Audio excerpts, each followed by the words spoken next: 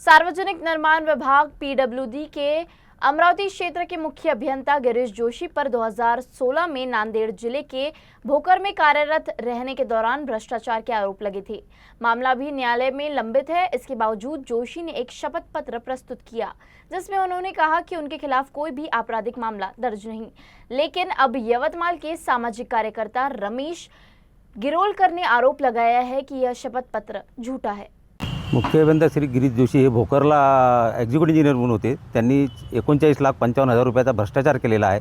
त्या संदर्भात त्यांनी न्यायालयीन प्रकरणात हे प्रकरण सुरू असताना त्यांनी मुख्य अभियंता आणि अधीक्षक अभियंता हे 2 प्रमोशन घेतले।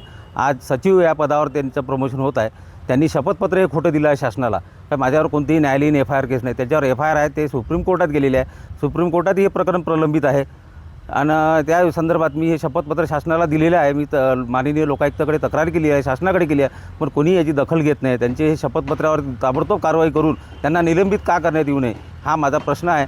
त्या संदर्भात या लोकांनी कोणी निर्णय घेतला नाही। माननीय आमदार साहेबांनाही मी सगळ्या आमदार लोकांनाही दिलेले आहे प्रकरण, मग कोणी याची दखल घेत नाही आहे। मी तर म्हणतो शासनाने याची ताबडतोब दखल घेऊन माननीय मंत्री बांधकाम मंत्री यांनी तर त्यांच्यावर बडतर्फी करून त्यांना निलंबित करण्यात यावे ही माझी मागणी आहे। तरी मागण्या पूर्ण न झाल्यास मी माननीय मुख्यमंत्री साहेबांना निवेदन देणार आहे।